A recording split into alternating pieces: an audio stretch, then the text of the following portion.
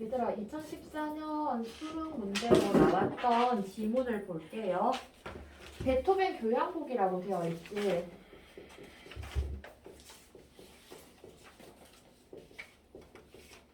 얘들아 교향곡이 우선 뭐야? 여기 교향곡의 상대 개념으로 나와 있는 게 뭐였니 얘들아? 교향곡은 우선 뭐니? 교향곡이 뭐야? 다 읽었잖아. 음악. 이거하고 동격이 이 라인에 있어야 되는 게 뭔데?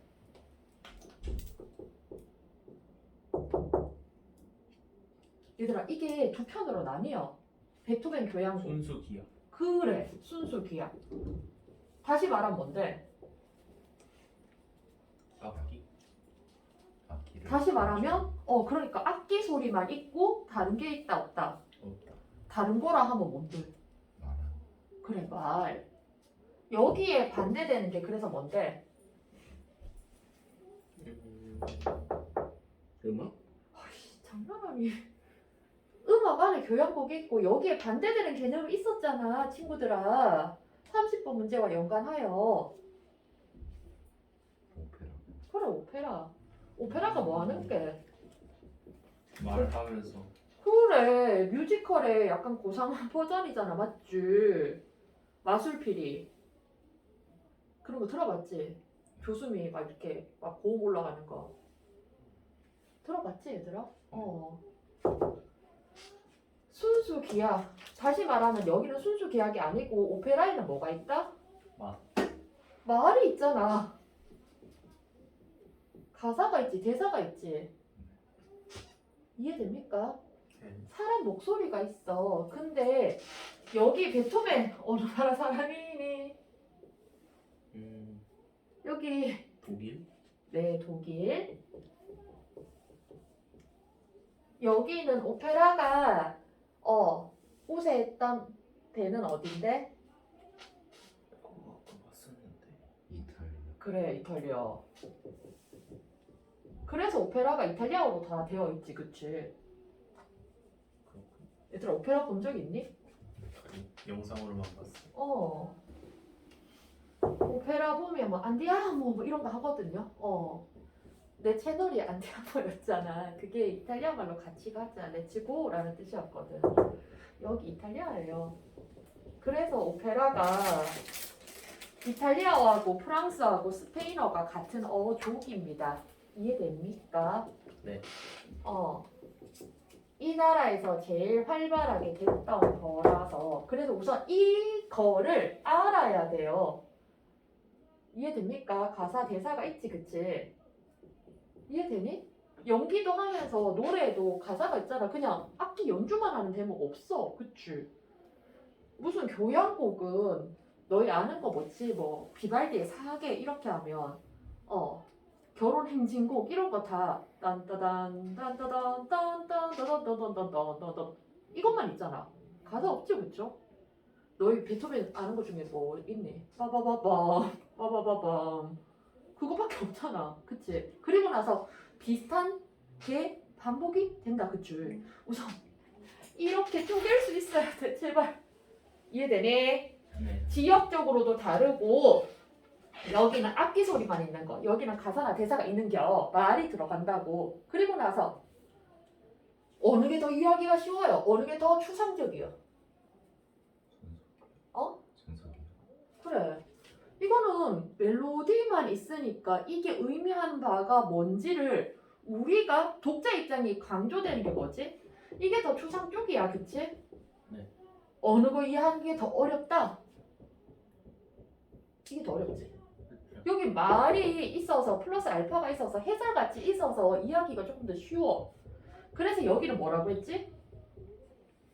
뭐라고 했지? 복잡?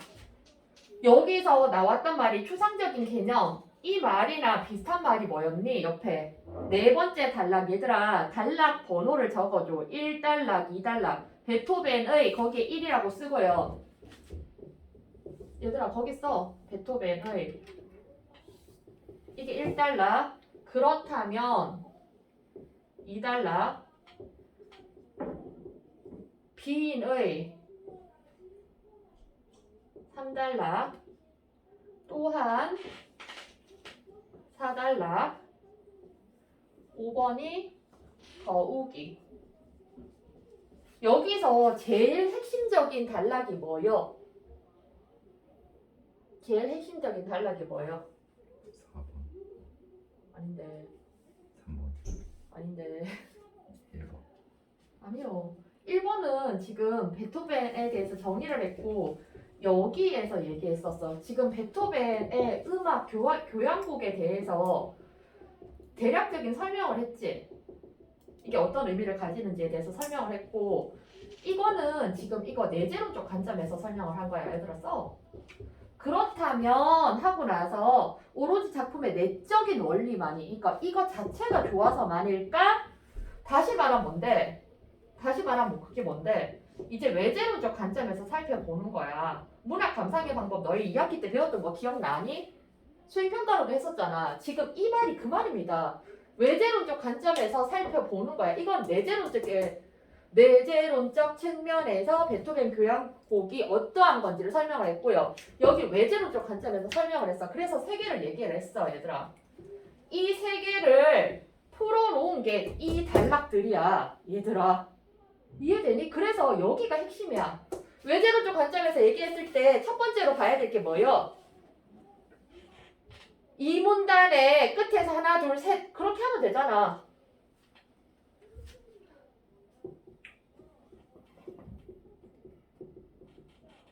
청중의 음악관이 달라졌어.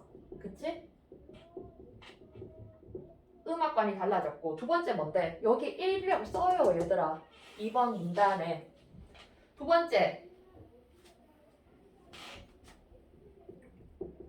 비평가들의 관점이 또 달라졌고 그래서 비평가들 이름이 나왔잖아. 그치?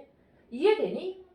여기가 핵심이라서 여기에서 다 파생된 상술 문장이고 여기에 기인해서 문제가 나옵니다. 여러분들은 다 읽고 나서 어느 게 제일 중요해요? 2번이라고 골라내야 돼. 이거를 이렇게만 설명하면 너희가 이해 안 되니까 이거를 하나 자세하게 설명한 거잖아. 이게 내용의 구조 파악이에요. 그리고 여기에서 이렇게 정리 안 해줬지 문제집처럼. 근데 이거 문제집 보고 익히는 게 아니고 너희가 정리를 해야 돼. 아 우선 교향곡이 뭐고 오페라가 이게 지금 대비를 이루고 있잖아. 맞지? 지역적으로도 대비를 이루고 있고 사실은 조금 더 쉽게 얘기하면 독일이 뭔데 자기들 국뽕을 위해서 사실 독일이 문화적으로 더 우월하다는 느낌이 없어서 그전에는 지금 뭔데 프랑스래 그거 이탈리아 르네상스 알지? 모네 붐 이런 거 하면서 자기들이 이탈리아에 밀려있다. 프랑스에 밀려있다. 문화적으로. 그래서 우리도 뭔가 독보적으로 뭔가 해보면 어떨까. 그래서 뭘 했다? 베토벤 한 명 걔를 천재로 만들어버렸지. 근데 없는 걸 만든 건 아니고 국가사업 정도였어. 왜냐하면 여기에 지기 싫었거든. 이해됩니까? 그래서 흐름을 그렇게 바꾼 것도 있다고. 그게 제일 커, 얘들아. 청중의 음악관이 바뀌었고 비평가의 관점도 바뀌었고 마지막에 뭔데? 당시 유행한 천재성 담론. 천재에 대해서 요즘 같은 경우에는 천재에 대해서 열광하지 않지. 맞잖아. 우리는 막 공정 이런 개념에 대해서 되게 하지. 제가 태어나기를 원래부터 머리가 좋아서 태어나서 잘 먹고 잘 살면 우리는 시기 질투하게 되잖아. 그치? 근데 우리가 어떤 이야기에 막 감동해?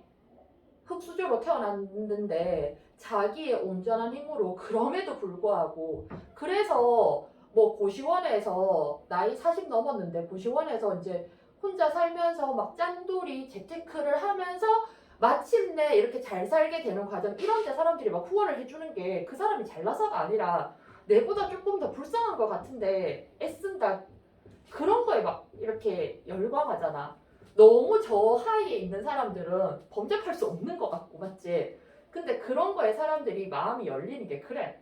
근데 그것도 시대적 분위기가 있다? 그런 거에 대해서 영웅이나 천재에 대해서 열광하는 분위기가 사회의 트렌드를 차지할 때도 있고 이때는 뭔데? 그때였어. 요즘에는 천재성 이거에 대해서 사람들이 와 열광하고 이러진 않지 않냐? 그런 거에 대해서 오히려 반발을 가지는 분위기 같지 않아? 그러니까 베토벤이 안 똑똑했다는 게 아니라 얘 노래 그 교향곡 자체가 당연히 의미가 있었죠. 절대론적 관점에서. 이거 내재론적이란 말이나 절대론적이란 말이나 같은 말인지 알지? 이해되니? 그런데 그것만이 있는 거는 아니라고. 그래서 플러스 알파로 외재론적 이런 측면, 청중의 음악관 이거는 뭔데? 독자 반영론적 관점이지, 그치? 이해되니? 이거 비평가는 표현 쪽은 아닌 것 같고 아무튼 천재론, 담론 이거는 뭔데? 시대 반영론이지, 그치? 전반적으로 다 시대 반영론인데 독자들이 어떤 거에 더 열광을 하는지 됐니? 이해됩니까? 너희 문화 감상의 방법할 때 작품 자체만 보고 판단하면 돼. 이게 내재론이고 똑같은 말이 이게 절대론적 관점이잖아. 그리고 이거 화살표 기억나지? 작가 표현론. 여긴 작가 표현론 없어, 그치? 이 측면에 있는 게 비평가들이 어떻게 봤다 이게 있고 시대 반영론. 외재론에서 지금 제일 크게 차지하는 게 이거지, 그치? 그리고 독자 효용론. 이해됩니까? 독자들이 느끼기에 어떤 거에 더 가치를 뒀다. 근데 결국은 이거 안에 약간 포섭이 된다, 그치? 이해되니? 왜 베토벤 교향곡이 그렇게 열광을 받았는지가 1문단에서 얘기하는 거는 이게 뭐 형식적인 특징은 얘기를 해줬었지. 크게 두 가지였다, 맞지? 영웅에서 평범한 소재를 모티프로 취해서 다양한 변주와 변형, 그래서 통일성을 유지하면서도 다채롭게 들리고 단순한 데서 시작해서 다양한 방식, 이거는 뭔데? 복잡성으로 가는 거잖아, 맞지? 그래서 이게 나중에 따라야 되는 전형이 되었어. 그리고 이렇게 되면서 계속 그러니까 단순한 모티프에서 시작해서 점점점 복잡해져 가니까 곡의 길이 자체가 되게 길어졌어. 그러니까 이게 우리가 따라야 되는 기본형이 되면서 뒤에 사람들은 이거에 영향을 받게 되었다. 이것까지가 끝이야. 그런데 30번부터 풀어보면요. 이게 30번에 4번 볼래? 스탕달의 다르면 로시니는 얘들아 첫 번째 줄에 줄 거야. 베토벤과 동시대인이잖아. 근데 베토벤이 세운 창작의 방식의 전형을 따르기는 뭘 따라라. 같은 방식, 같은 시대에 따랐던 사람인데 거기 1문단에 끝에서 세 번째 줄에 보면 후대 작곡가들이 본받을 창작 방식의 전형 줄 거야, 얘들아. 후대 작곡가들한테 전형이 된 건데 같은 동료로 지금 같이 활동하고 있는 사람들인데 누가 누구를 본받아? 이해되니, 얘들아? 동시대라고 했잖아. 그러면 다시 말하면 얘가 후대 사람이 아니니까 이거를 뭔가 다 정리가 되고 나서 이게 전형, 이런 유형 이렇게 되니까 본받을 수 있는 거지. 그래서 틀렸다고. 이해돼? 우선 이거는 할 수 있어. 이해되니? 이거를 하나씩 풀어줬어요. 그래서 3번에 빈의 청중의 음악관, 이거 빈의부터 이거는 뭔데? 1번 설명하는 거야, 그치? 청중의 음악관이 어떻게 바뀌었는데? 여기에서 지금 언어하고 순수 기악하고 비교했어. 어느 게 더 낫다고 생각해, 청중들이?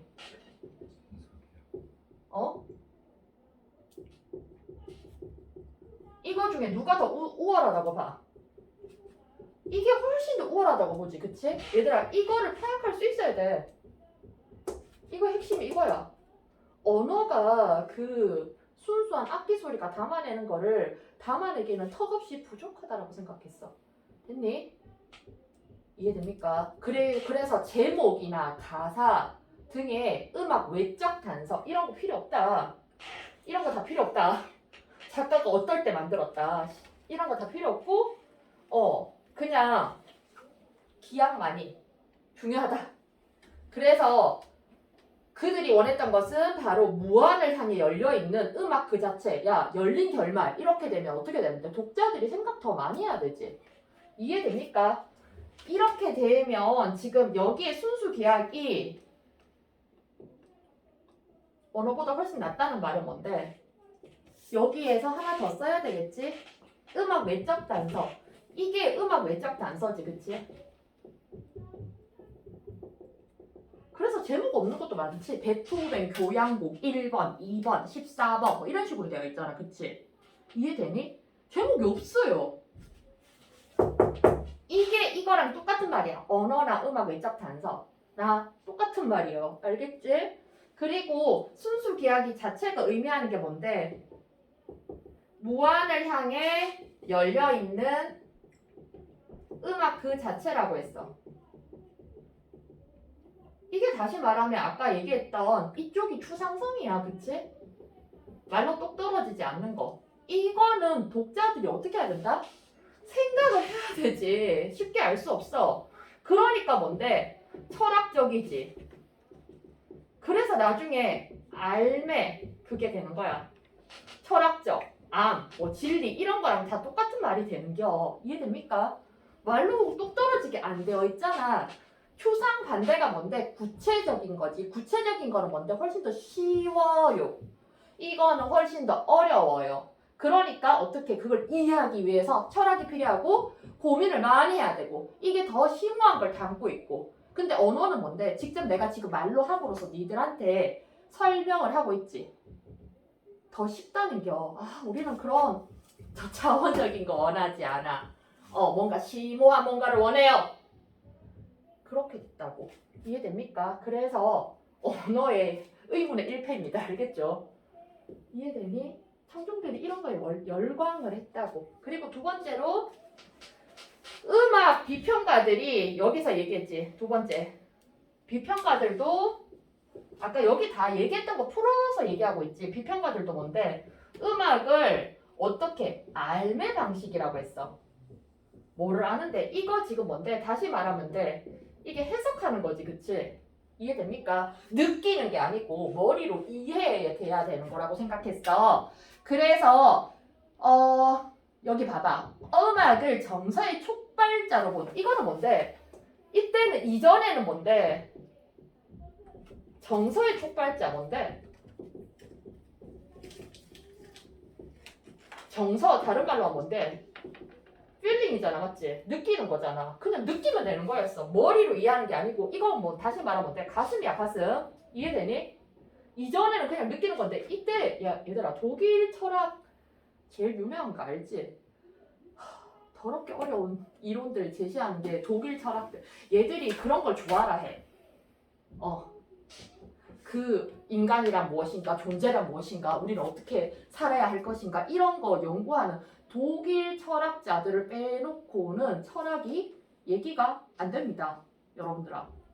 그래서 이 취향도 있었다고. 그래서 사실은 베토벤이 딸랑 그게 아니라 독일이라는 그 나라의 특성을 담아내고 있는 겁니다. 독일은 잘나고 싶었고요. 여기 밀리기 싫었고요. 그래서 자기들만의 이런 예술 체계를 만들었어요. 그리고 이제 그거와 흥해서 딱 베토벤이 나타나셨고 이제 베토벤을 이제 나라에 그걸로 키워내신 거죠. 베토벤이 자기 자체의 능력이 없었다기보다는 그 시대랑 잘 맞물려 갔다고. 이해됩니까? 이해되니? 그래서 여기에서 나왔을 때 알매 방식으로 이해했기 때문에 감상자가 능동적으로 이거 무슨 말인데? 생각해야 되잖아. 그러니까 열린 결말이면 우리 뭔데? 답이 안 떨어져 있지? 그러니까 생각해야 된다는 말을 다시 하면 어떻게 되지? 능동적 이해가 되는 거지. 이해되니? 독자들이 생각해서 지들이 답을 찾아야 된다고. 언어 같은 게 없으니까 독자들이 머리로 생각해야 된다고. 지들이 스스로 능동적. 알겠니? 그래서 여기에 있는 게 뭔데? 이 편에 있는 게 뭔데? 슈레겔이지. 이해되니? 슈레겔이 뭐라고 했니? 순수 기하기 뭐래 얘는? 순수 기하기 본 뭐라? 순수 기하기 이꼴 철학이래. 다 이 말인 거 이해되니? 생각해야 된다는 말이 음악 열린 그 자체고 음악 그 자체니까 독자들이 생각해야 된다. 능동적인 자세를 취해야 된다. 그러니까 독자들이 할 역할이 많아지는 게 이쪽인 거지. 그래서 이게 철학적이란 말이잖아. 그래서 슈레게를 정의한 게 철학이라고 했잖아. 그리고 호프만은 뭐라고? 호프만도 이쪽에 써줘야 돼요. 호프만이 교양곡이 보편 진리를 향한 문. 진리의 문이래. 뭐 이 말이랑 그 말이랑 똑같은 거지. 그치? 진리의 문. 됐나? 요컨대 요약하건대 두 사람들은 뭔데? 보편적 가치지. 구체적 가치 아니지. 그래서 다 추구하는 게 보편적 이라는 말이나 추상적이라는 말이나 상통합니다. 얘들아. 비슷한 아이들 어휘장이라고 합니다. 여러분들아. 이 말들 다 같은 말들이야. 얘들아. 슈레겔이 기하학을 철학이라고 하고 호프만이 순수 기하학을 진리의 문이라고 하는 거. 됐니? 그리고 추상적이란 말이나 보편적이란 말이나 철학적이란 말이나 뭐 능동적이에 생각해야 된다. 진리를 추구한다. 다 같은 말이라고. 어느 쪽에 몰려있는 말인지 보세요. 더욱이 마지막으로 여기에서 얘기하는 게 뭔데? 천재성 담론 얘기하는 거지. 이해되니? 얘들아? 되게 구조는 간단해. 베토벤 교향곡에 이건 첫 번째 건 뭐라고? 내재론적 관점, 절대론적 관점에 대해서 설명해주고 있고 정의해주고 있고요. 두 번째는 뭔데? 과연 이러했을까? 아니야. 외전적 측면이 많이 작용해. 이게 있고 청중의 음악관이 있고 비평가의 관점이 있고 천재론 담론이 있는데 이거를 소개를 해놓고 나서 이해 내용을 이렇게 풀어넘겨. 이해되니? 이게 눈에 보여야 돼. 알겠니? 알겠니? 근데 여기에서는 지금 이쪽 것만 나와 있잖아. 30번 문제를 보면 이제 이쪽 것도 나와 있지. 여기에서 우리 나와 있던 거는 이전의 음악은 정서의 촉발자, 뭐 느낌 이런 것만 있던 거였는데 여기는 뭔데? 알미잖아. 이게 대비를 이루고 있지, 그치? 이해되니? 옆에 봐봐. 로시니는 베토벤과 동시대인으로 당대 최고의 인기를 누리던 오페라 작곡가. 로시니. 오페라 작곡가래. 오페라 작곡가. 당시 순수 기악이 우세했던 빈과는 달리 이탈리아하고 프랑스에서 오페라가 여전히 음악의 중심. 그러니까 오페라가 먼저 떴다. 교향곡이 먼저 떴다. 오페라가 먼저 떴다. 얘들이 이게 막 흥하고 있으니까 독일이 약간 셈이 났어. 그래서 우리도 1등 하고 싶네. 그렇게 해서 분위기를 만든겨. 이해됩니까?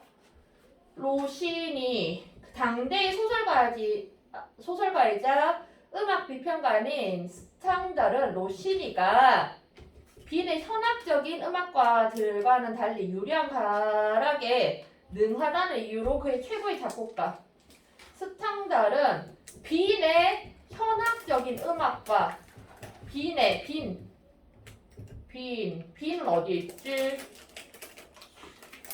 빈의 이게 지금 이쪽이잖아. 대비되는 거지. 현학적이 뭔데? 학문을 드러낸다는 거지. 아는 척 한다는. 됐나요? 여기는 뭔데? 유려한 가락. 이렇게 정했네. 됐나? 슈레겔. 아까 슈레겔 어디 썼니? 이쪽이었지? 어느 쪽인지 봐봐. 슈레겔 동그라미 순수 기악의 정수를 보여준 베토벤만큼 높이 평가하진 않았겠군. 뭐에 대해서? 로시니를. 당연히 이쪽 편이니까요. 이해됩니까? 잠깐만. 슈레겔은 로시니를 순수 기악의 정수를 보여준 베토벤만큼 높이 평가하지 않았겠군. 답 1번이네? 벌써? 나와버렸네. 그치? 왜냐하면 슈레겔은 이렇게 봤으니까 얘는 뭔데? 오페라잖아. 당연히 이거하고 비교가 안 된다고 생각했잖아. 이해됩니까? 근데 스탕달은 어디 편이다? 얘 편이야. 이해되니? 어느 편에 있는지 보세요. 지금 평론가들 네모를 해줄게. 얘는 지금 얘랑 같은 시대에 나왔던 애고 스탕달이 나왔고 슈레겔이 나왔고 호프만이 나왔고 됐니? 뭐 이름 해봤자 세 명밖에 없지 그치? 호프만 보세요. 당시 이탈리아와 프랑스에서 유행했던 음악이 뭐였는데 밑에 줄 긋고 써. 이탈리아와 프랑스에서 유행하던 음악이 뭔데? 오페라가 새로운 전통을 창조했다고 봤냐? 아니지. 새로운 전통을 창조한 건 누구다? 누구다? 베토벤이다 라고 봤겠지 당연히. 음악의 알매 방식 여기 있었잖아. 알매 방식을 로 보는 관점 이쪽에서 찾아야 돼. 오페라는 교향곡보다 뭐라고? 우월하다고? 우월이 아니고 X하고 뭐라고? 오페라는 교향곡보다 열등하다라고 봤겠지. 우리가 더 잘났었잖아. 그치? 어느 쪽 편인지 보세요 얘들아. 3명밖에 없어요. 알겠니? 그래서 이렇게 쪼개놓고 얘 편인지 보세요. 지금 이쪽 편에 있는 사람들은 여기 옹호하는 사람이야. 이해됩니까? 여기 가치를 두는 사람. 그러니까 우월하다가 아니고 열등하다라고 봤어. 스탕달 또 여기네. 스탕달에 따르면 로시니의 음악은 베토벤이 세운 창작의 전형을 따름으로써 그리고 이건 하나는 교향곡, 이거 하나는 오페라인데 그걸 따를 리도 없고 그리고 전형을 따르려면 뭔가 정리되고 나서 후대에서 따랐다고 되어 있지 동시대에 같이 활동하는 애들끼리 이게 될 리가 없고요. 마지막 5번. 당시 오페라가 여전히 인기를 얻을 수 있었던 이유가 정서의 촉발자야. 아까 정서의 촉발자 어디다 썼니 내가? 이쪽 라인에 썼지 그치? 이해되니? 본문에서 나왔던 오페라에 대한 설명은 요거 하나밖에 없었어. 정서의 촉발자라서 여전히 인기가 있었던 거지. 그리고 아직까지 옛날을 좋아하는 사람들은 그랬는데 능동적 이해 대상은 어디 있었니 얘들아? 이쪽 편에 있었잖아. 이해되니? 결국은 정리를 할 때 요렇게 너희가 정리를 하세요. 내가 쓴 거 그대로 쓰는 게 아니고 집에 가서 어떻게 하라고? 내용 다시 읽으면서 요렇게 정리를 하세요. 그리고 나서 문제를 풀면 돼요. 이해됩니까? 능동적 이해라는 거는 뭔데? 악기 소리만 있으니까 내가 머리로 생각을 해야 되고 열린 걸 결말이니까 생각해야 되잖아. 맞지? 드라마도 결론을 흐지부지하게 지으면 뭔데? 독자들이 머리 아프지? 근데 그걸 더 좋아하는 사람도 있지. 왜냐하면 내가 상상을 하면서 내가 생각을 하면서 내가 깨치는 그런 즐거움이 있으니까. 독일 청중들은 그런 쪽을 더 원했다고요. 알겠니? 그리고 28번 돌아가서 볼게. 베토벤의 신화 형성 과정에는 독일 민족의 음악적 이상이 반영되었다. 맞니? 얘들아 거기 봐봐. 이건 어디에 나오냐면 2단락에 4번에 나와. 이거를 포괄하는 게 뭔데? 2단락의 네 번째 줄 보세요. 베토벤 신화를 이해하기 위해서는 그 나와있지? 19세기 초 음악사의 중심에 서고자 했던 아까 내가 쉽게 얘기했지? 독일이 지가 1등하고 싶었어. 음악의 중심에 서고자 했던 독일 민족의 암묵적 말하지 않아도 우리 다 같이 원하는 거야. 그래서 그게 나중에 발현된 게 뭔데? 히틀러 맞지? 지들이 1등하고 싶었던겨. 이해됩니까? 우리가 베스트 하고 싶은데 지금 이탈리아 이쪽으로만 너무 잘 나가니까 우리 문화적으로도 1등하고 싶어. 철학은 원래부터 1등이었는데 음악으로도 1등 먹고 싶은겨. 그거를 고상하게 얘기한 게 뭔데? 음악사의 중심에 서고자 했던 독일 민족의 암묵적 염원. 얘들아 거기 써. 음악의 중심에 서고 싶어. 염원이 뭔데?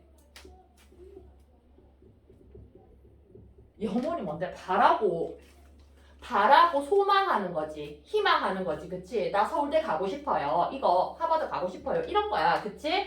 이거의 암묵적 염원을 다른 말로 어떻게 했는데? 암묵적 염원이라는 말을 그대로 안 해줬고 이 말을 어떻게 패러프레이즈 했지? 음악적 이상이라고 썼어. 이 말이 그 말이야. 이해됩니까? 암묵적 염원. 음악의 중심에 서고 싶다는 암묵적 염원을 다른 말로 하면 뭔데? 독일 민족의 음악적 이상이야. 지들이 바라는 바잖아. 이해됩니까? 나의 이상. 이해됩니까? 결국은 내가 맨날 얘기하지 얘들아. 비문학은 말싸움이다. 어휘력이 전부다.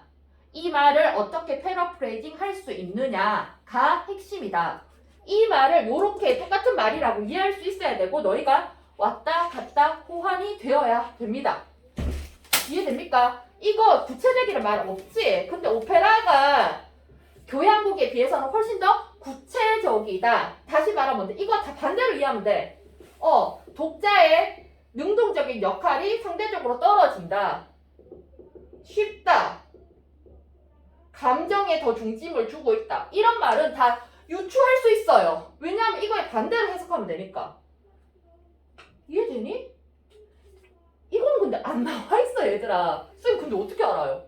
여기 거를 그대로 반대로 뒤집으면 돼. 어느 편에 갖다 놓는지가 중요해. 이거를 너희 나름대로 정리를 하라고. 이거를 뭐 이렇게 줄글로 줄줄줄 안 써도 되고 이렇게 머릿속에 정리를 하면 돼. 베토벤 교향곡이 왜 의미 있는지 절대론적에서 설명하고 2단락에서 이것만 되면 문제 푸는 거는 쉬워. 이게 머릿속에 있으면 이게 내용 전개 방식이잖아. 맞지? 시에서는 시상 전개 방식이라고 하지. 이게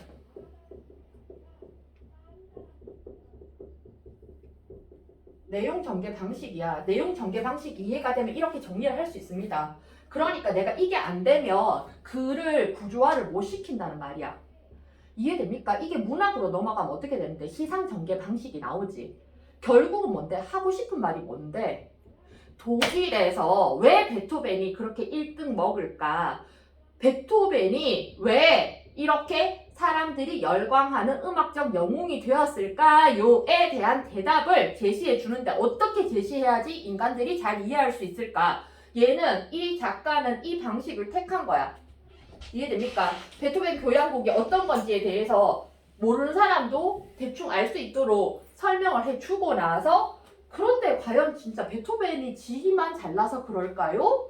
아니에요. 이런 것도 있을 거예요. 제일 중심은 뭐다? 핵심은 이 마음 때문에 이런 분위기를 형성을 하게 되었고요. 그거를 자세하게 설명한 게 이거고 이거를 하고 나서 30번은 뭔데? 내용의 확대된 이해지. 이해됩니까?